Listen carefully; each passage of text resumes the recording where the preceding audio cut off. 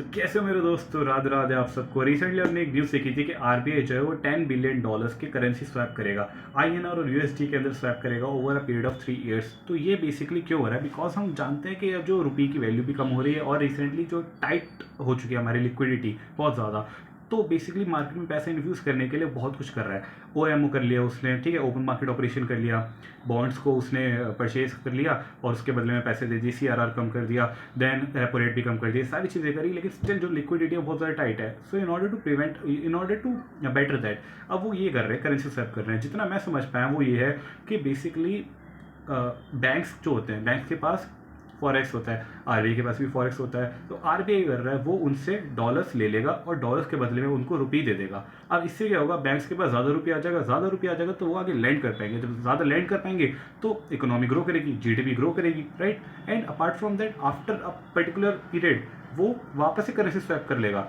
अभी तो उसने डॉलर ले लिया और रुपये दे दिया, बाद में वो रुपये ले लेगा और डॉलर दे देगा। तो इस तरीके से क्या होगा, जो मार्केट में जो इंडिया के पास पैसा है वो इंडिया के पास ही रहेगा, बस स्वैप हो रहा है।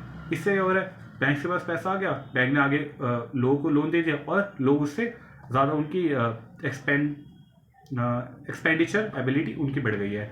लेकिन उसके बाद अब अगर डॉलर ज़्यादा गेन करता भी है तो भी डॉलर तो हमारे पास ही है ना, आरबीआई के पास ही है, रहना तो इंडिया में ही है, तो वो भी गेन कर लेगा। And after a period of time जब बैंक्स जो है, जब इकोनॉमी की जो लिक्विडिटी है वो इतनी ज़्यादा टाइट नहीं रहेगी, देन अगेन स्वैप कर लेगा।